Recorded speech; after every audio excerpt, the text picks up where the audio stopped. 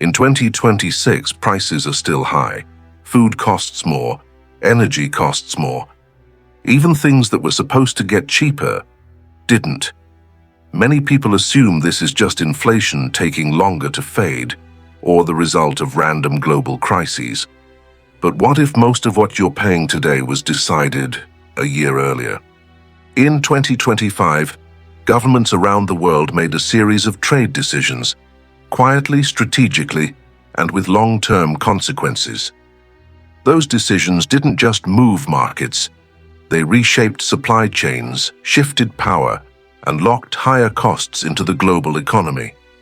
This documentary explains how the trade choices of 2025 are shaping everyday prices in 2026, and why this wasn't accidental. From free trade to strategic trade. For decades, global trade was built around a simple idea: efficiency, cheaper production, faster delivery, lower prices. Countries specialized in what they produced best.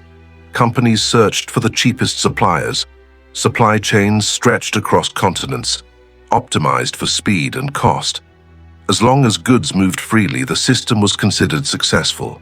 This model shaped the modern global economy. But by the early 2020s, cracks were already visible. The system worked well when everything went right: stable politics, open borders, predictable demand. It worked far less well when disruption entered the picture. And once disruption arrived, it didn't leave. The pandemic exposed just how fragile global supply chains had become. Factories shut down, ports clogged, essential goods were suddenly unavailable.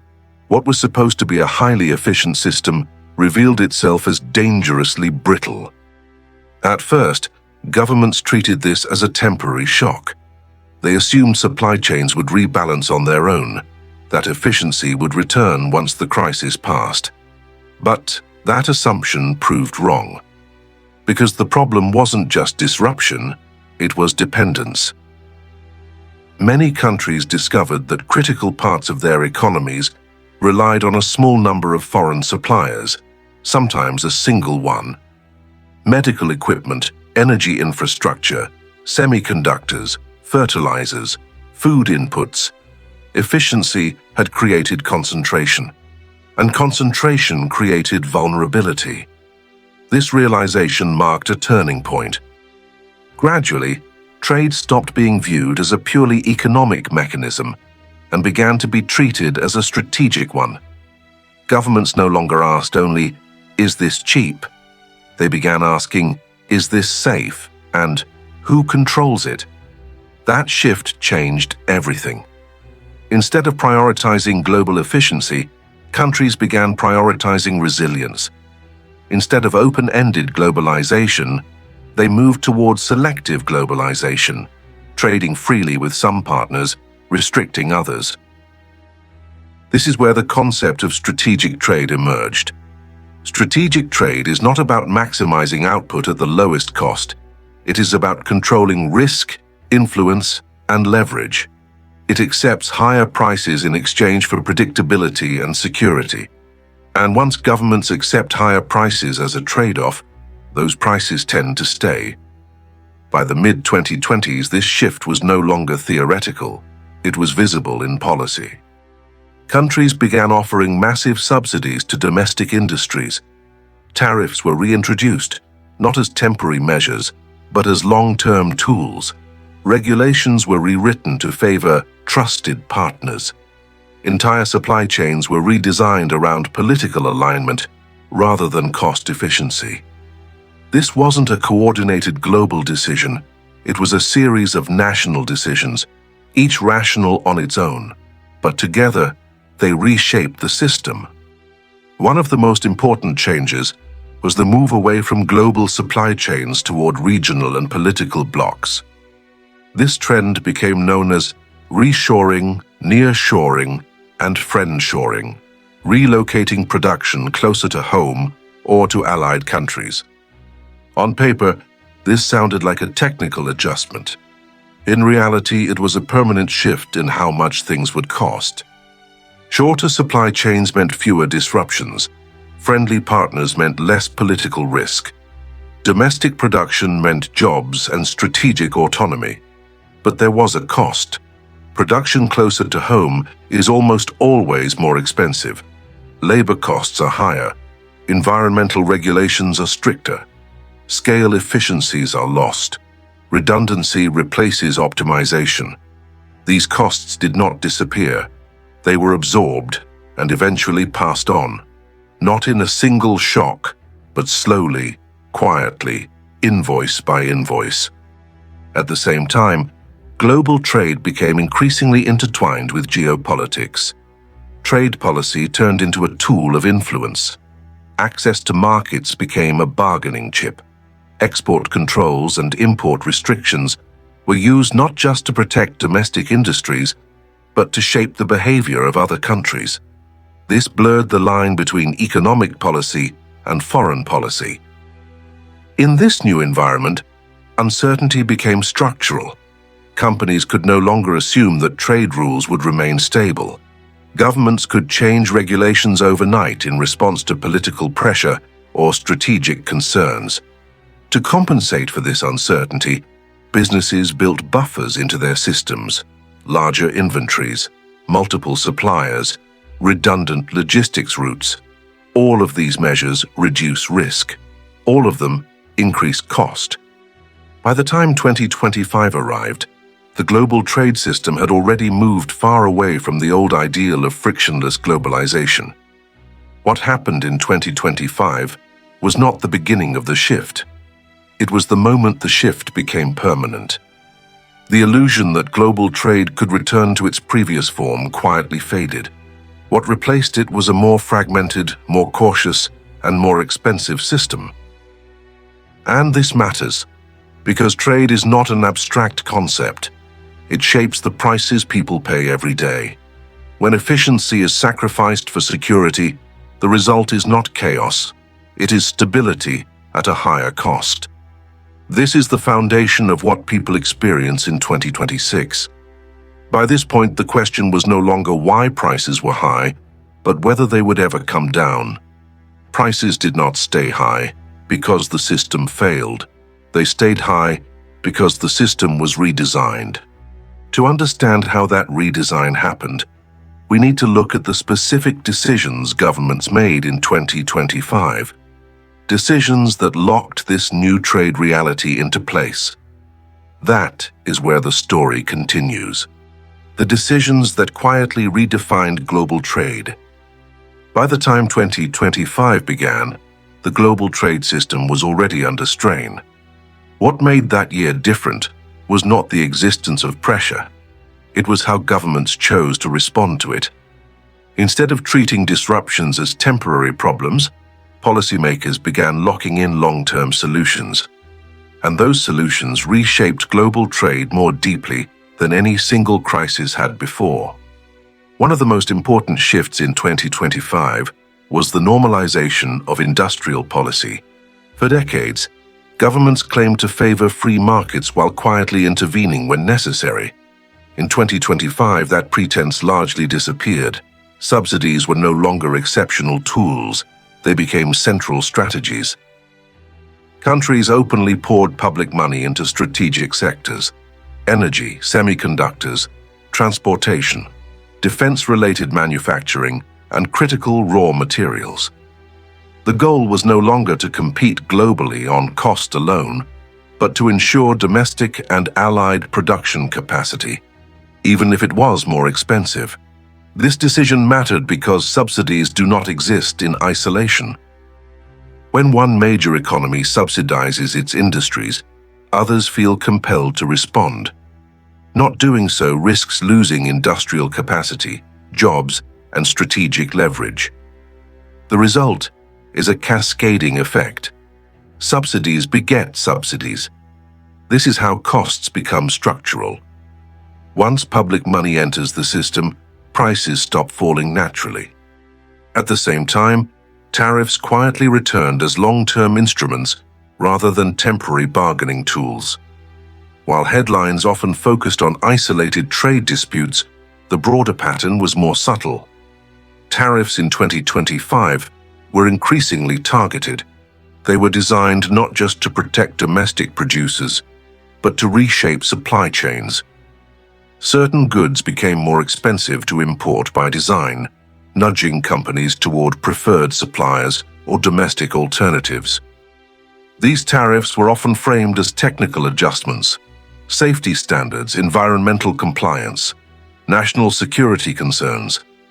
But their economic effect was clear. They raised baseline costs. Another major decision of 2025 was the expansion of export controls. Governments began restricting the flow of specific technologies, materials, and components deemed strategically sensitive. These controls were justified as necessary for national security, but they also disrupted established trade relationships. Export controls do not merely block transactions. They force companies to redesign entire production processes. When a key input becomes unavailable or uncertain, businesses must find substitutes, reconfigure supply chains, or duplicate production across regions. Each of these responses reduces efficiency. Each adds cost. Those costs don't appear overnight. They show up slowly, on store shelves and monthly bills. And because export controls are often unpredictable, companies tend to overcorrect. They build redundancy not because it is optimal, but because uncertainty demands it. 2025 also marked the consolidation of trade blocs. Rather than expanding global trade agreements, governments focused on deepening ties within smaller, politically aligned groups. Trade became increasingly conditional. Access was granted not just based on price or quality, but on alignment with broader strategic goals. This fragmentation was not announced as a rupture with globalization. It was presented as modernization, but the effect was fragmentation nonetheless. Companies that once operated globally now had to navigate overlapping regulatory regimes. Compliance costs increased, legal risk rose. Supply chains became segmented rather than integrated. Again, none of this caused immediate collapse.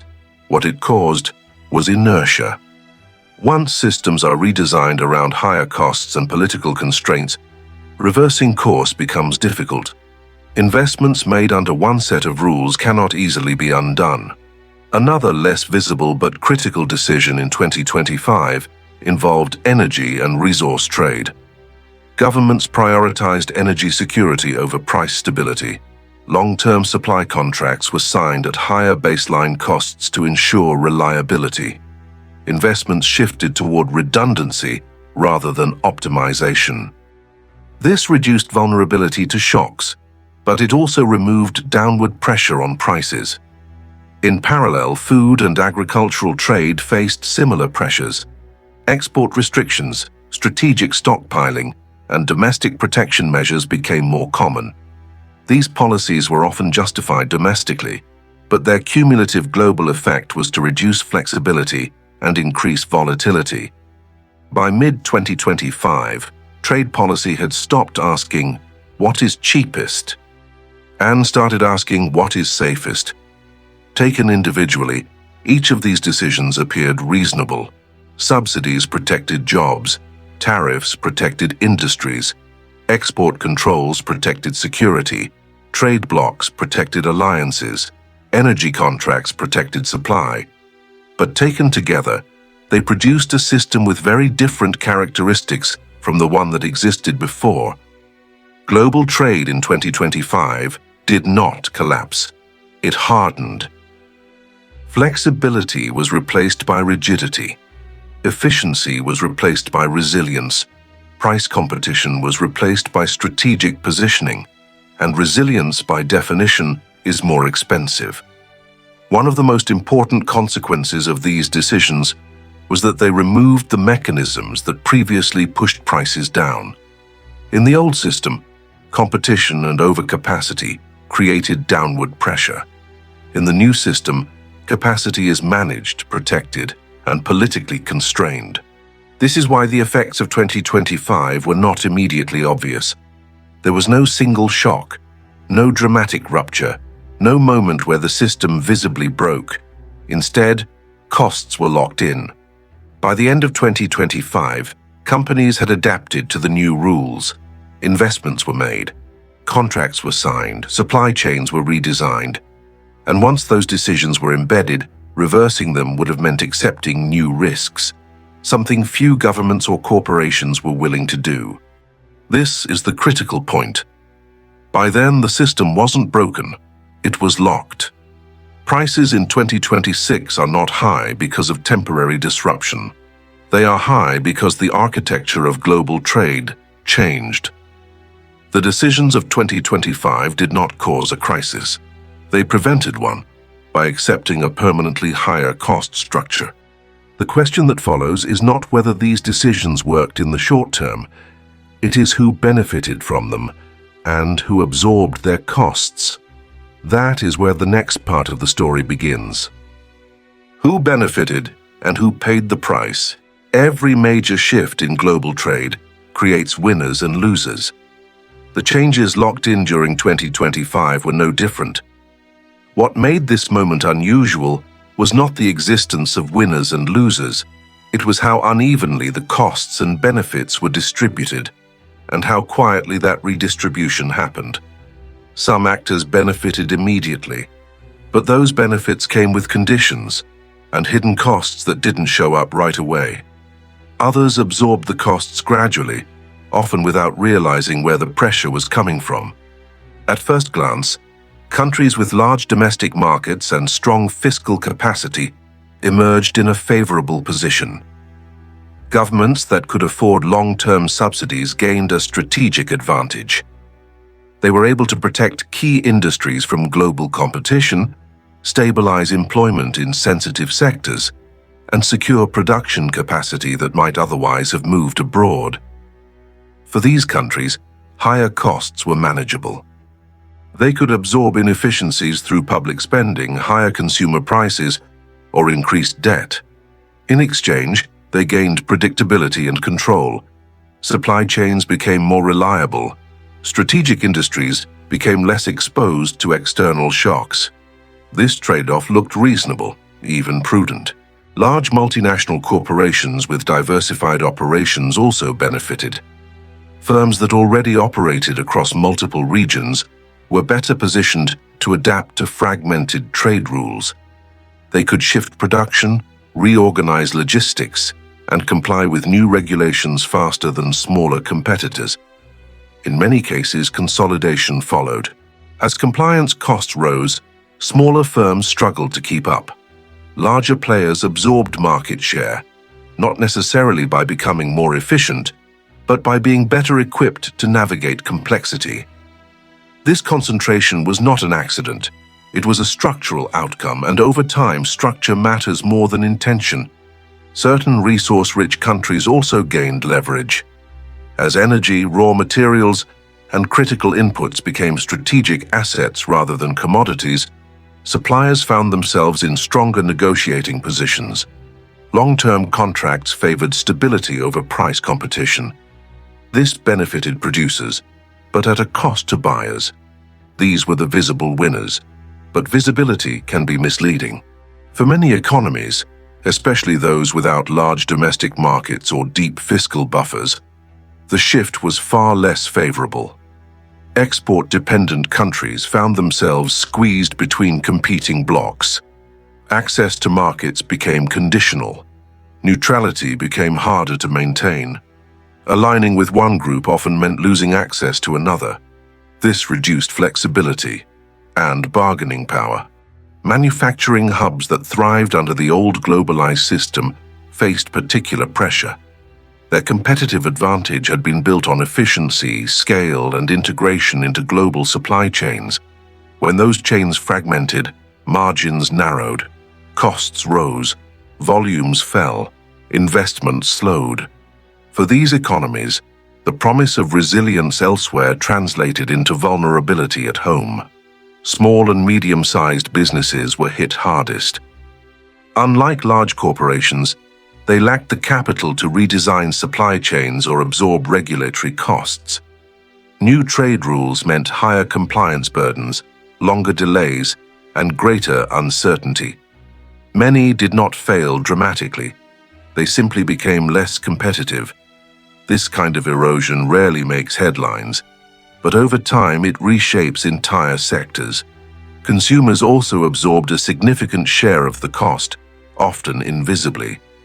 Prices did not spike in a single moment. Instead, they drifted upward, not with headlines, but with receipts. Higher production costs were passed along incrementally. Shipping, energy, compliance, and redundancy all added small amounts that accumulated over time.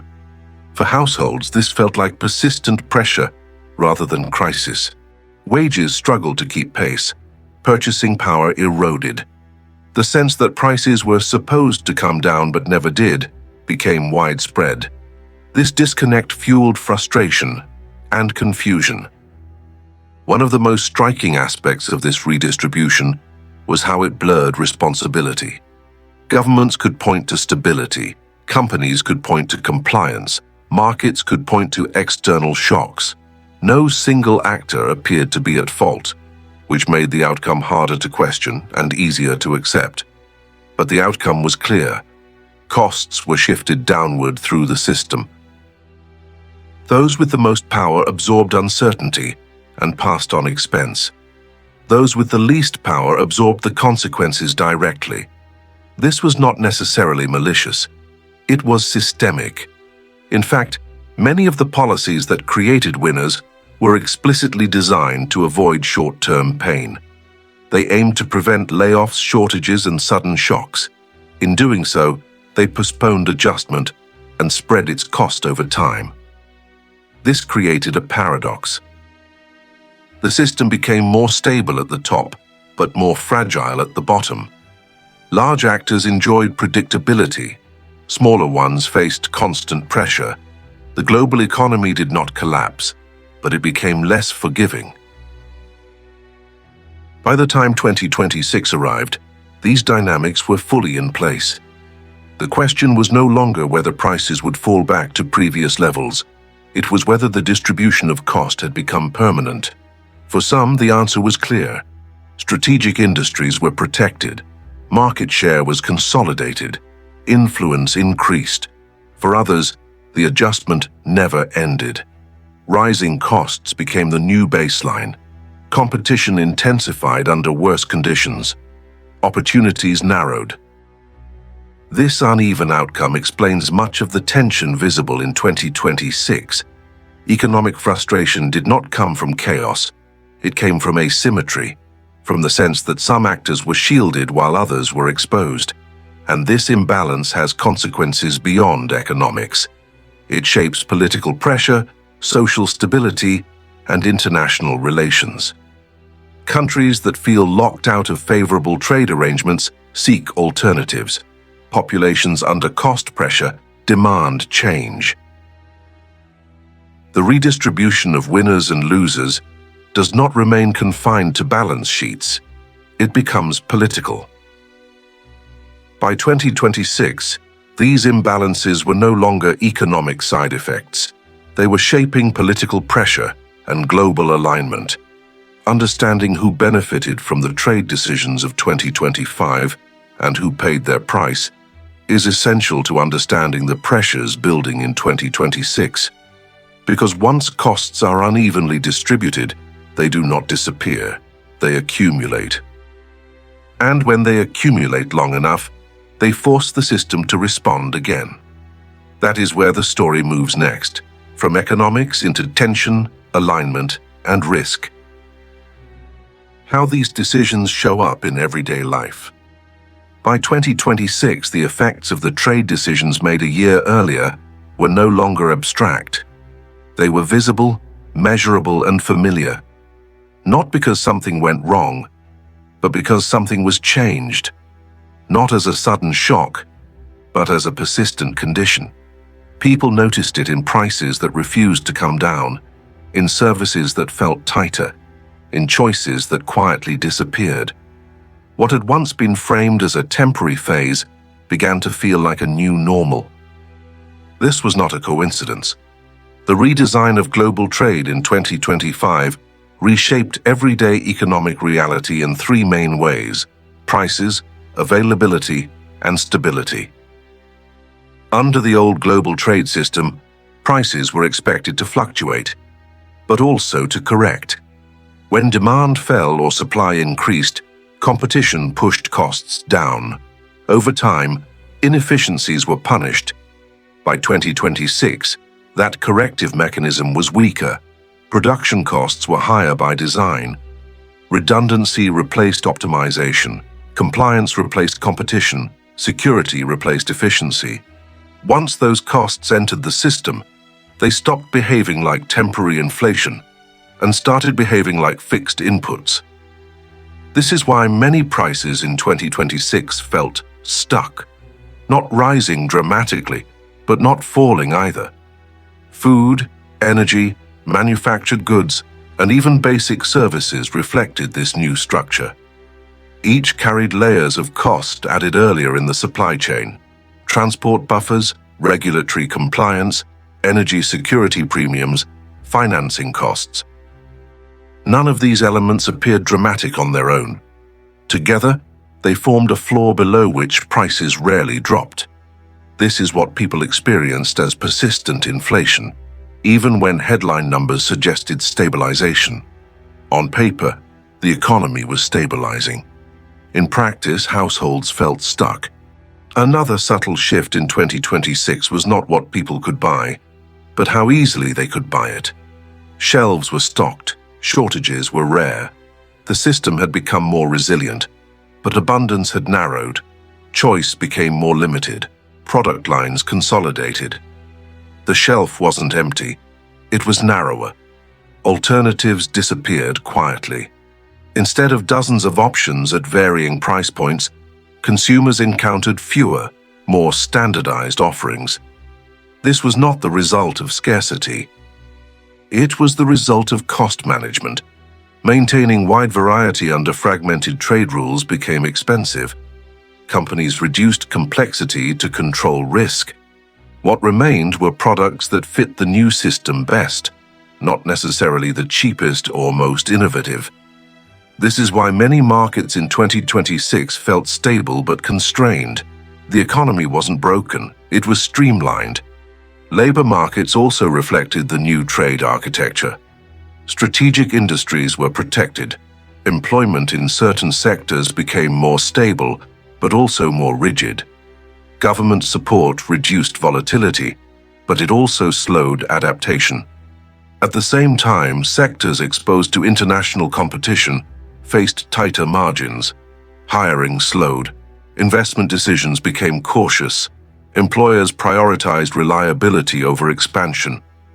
For workers, this translated into fewer sudden collapses, but also fewer opportunities for rapid upward movement. The system traded volatility for friction. Nothing collapsed. Nothing accelerated either. This mattered most for younger workers and smaller businesses, who historically benefited from periods of rapid adjustment and growth. In a more controlled system, entry barriers rise, mobility slows, stability has a cost, and it is not evenly distributed. Beyond numbers, the impact of 2026 was psychological. When prices remain high without obvious crisis, frustration builds differently.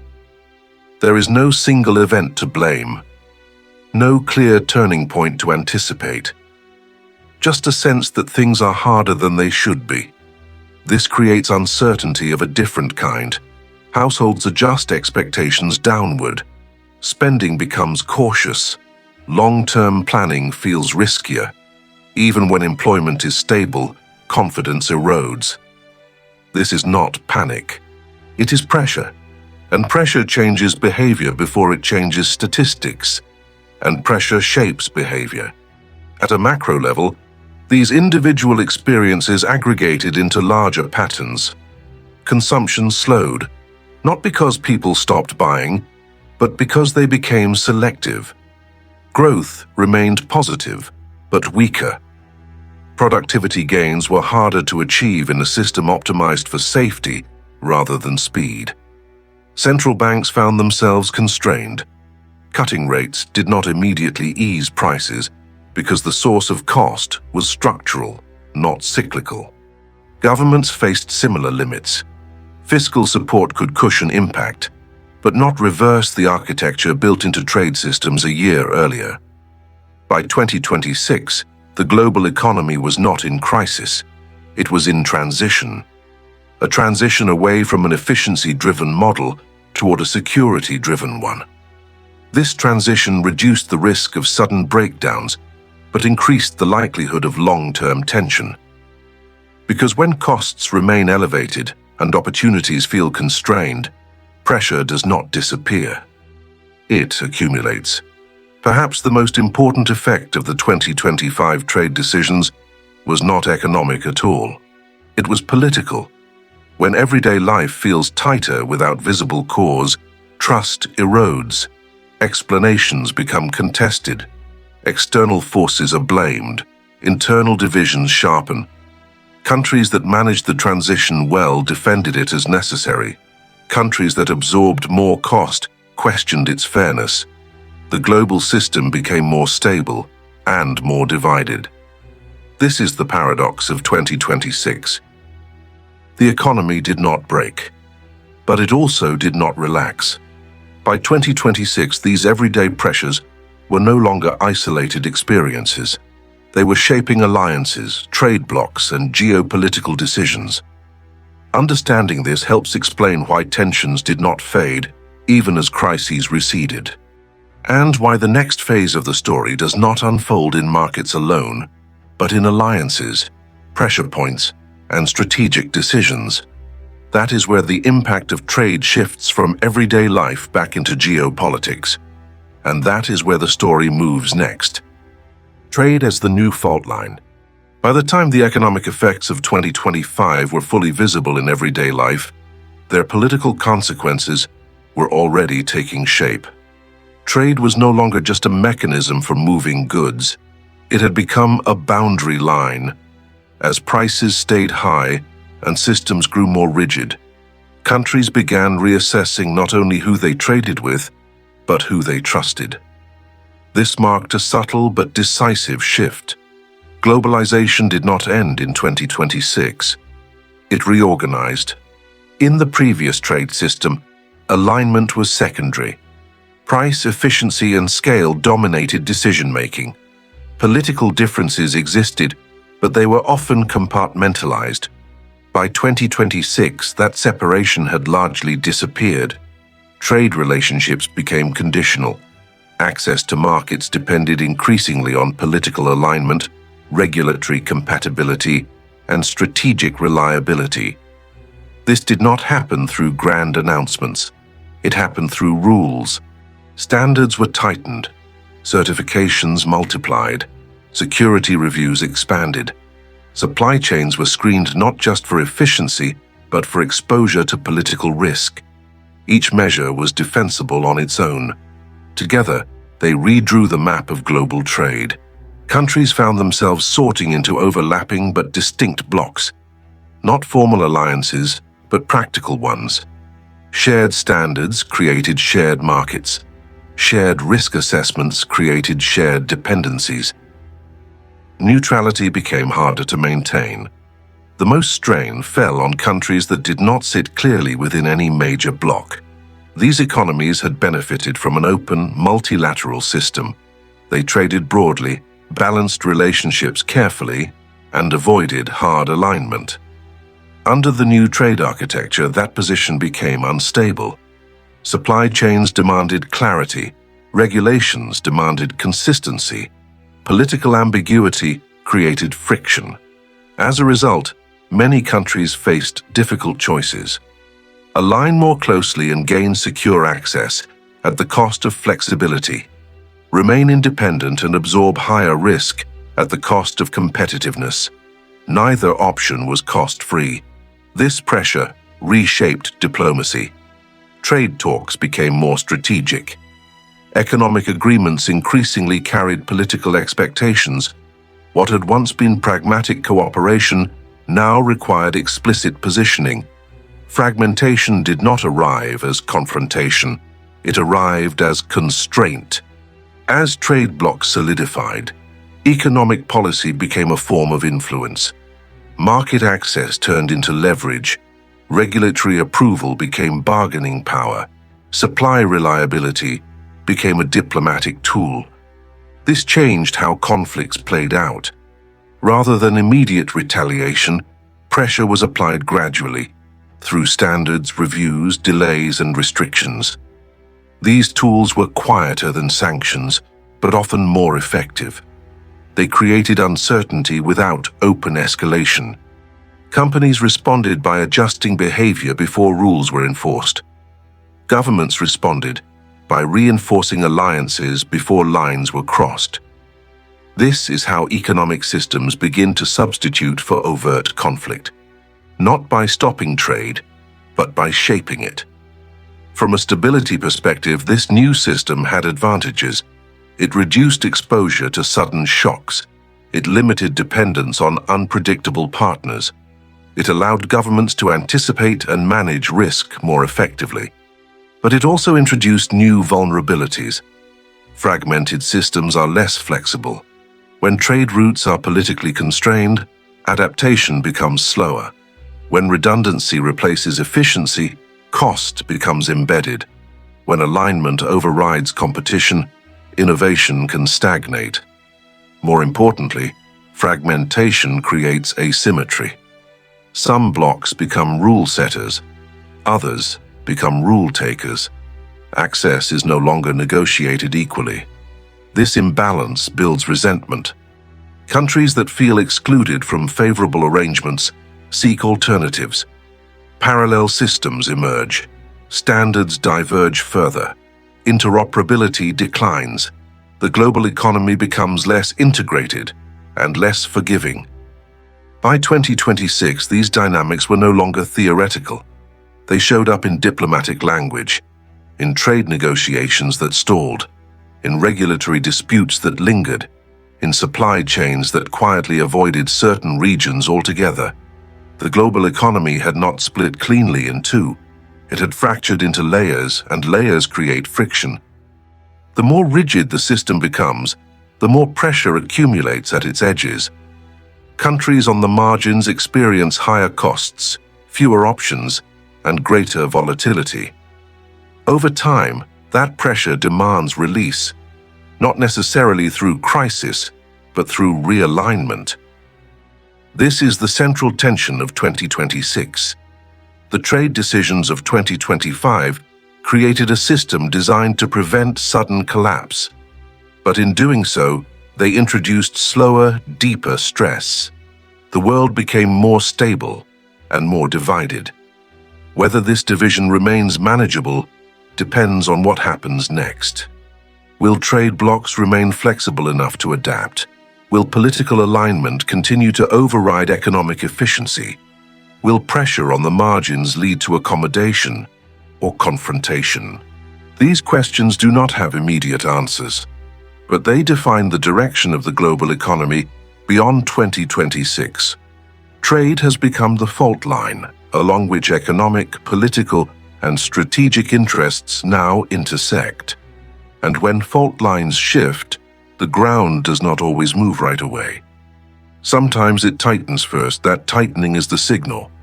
And it leads us to the final question. This documentary asks, were the trade decisions of 2025 a necessary adjustment or the beginning of a longer, more complex reckoning? What 2026 really reveals? By now, one thing should be clear. The global economy of 2026 did not arrive by accident. Prices did not remain high because the system failed. They remained high because the system was changed, deliberately, incrementally, and with long-term consequences in mind. The trade decisions made in 2025 were not reckless. They were calculated. Governments chose stability over efficiency, control over speed, resilience over flexibility. In the short term, those choices worked. They reduced the risk of sudden shortages. They protected strategic industries. They prevented the kind of shocks that can destabilize entire economies overnight. But stability came with a price. That price was embedded into the structure of global trade itself. Once supply chains were redesigned around security rather than cost, once markets became conditional rather than open, and once redundancy replaced optimization, prices stopped behaving like temporary signals. They became part of the architecture. This is what 2026 reveals. Not a broken system, but a locked one. An economy that functions, but at a higher baseline. A world that feels stable, but tighter. A system that avoids collapse, yet resists relief. And this is why so many people feel a disconnect. On paper, the crisis has passed. In daily life, pressure remains. The decisions of 2025 did not solve every problem. They postponed some, redistributed others, and made certain trade-offs permanent. Whether that was the right choice depends on what comes next. If the new trade architecture remains flexible, if alliances adapt, and if pressure at the margins is managed, this system may hold, imperfect but stable. If not, the same mechanisms designed to prevent disruption could become sources of deeper tension. Because systems built to contain risk also concentrate it. And when cost, pressure, and imbalance persist long enough, adjustment returns, not as a sudden shock, but as a slow demand for change. So the real question is not whether the trade decisions of 2025 worked. It is what they committed the global economy to becoming. 2026 is not the end of this story. It is the moment the consequences become visible. What follows will depend on whether the world treats trade as a permanent fault line or finds a way to loosen it without breaking the ground beneath it. That decision hasn't been made yet, but its cost is already being paid.